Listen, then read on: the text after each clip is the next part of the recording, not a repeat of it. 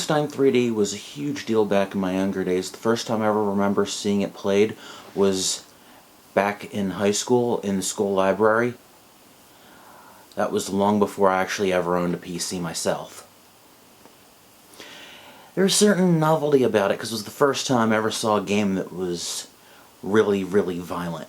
I didn't actually own a PC until 1997, and Wolfenstein 3D was one of the first games that I had to get.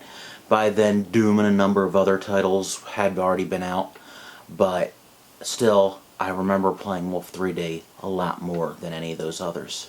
There was a Super Nintendo version, which changed quite a bit of the gameplay.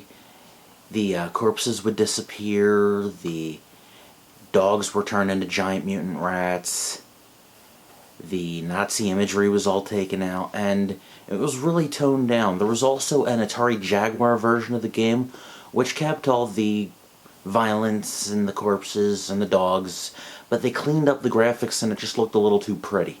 Fast forward several years to when I got a Game Boy Advance SP, I splurged on games for it. Most of the games I owned for the GBA were ones I bought when the system was still fairly contemporary. When I saw there was a port of Wolfenstein, I had to get it. Little did I know, I was in for a treat.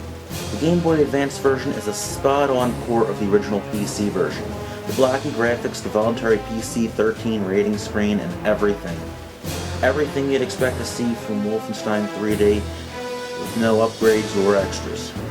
Just how it should be. There's no map, you have to rely on the corpses you've left in your wake to tell where you've been, and if you've played the original, you know just what to expect. For the uninitiated, the object of the game is to kill Nazis. Lots of them.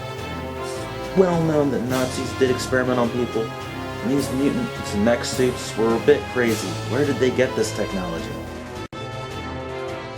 As you can imagine, there's a lot of nostalgia for this game for me. There have been first-person shooters well before this game, going back to vector graphic arcade tank sims and similar games to that, but a lot of what you see in first-person shooters, even to this day, first appeared in Wolfenstein 3D, and if you're a fan of this genre, this is where it all started. So I recommend you take a look. Hope you've enjoyed this review. Be sure to rate, comment, and subscribe. Thank you for watching, and I'll see you next time.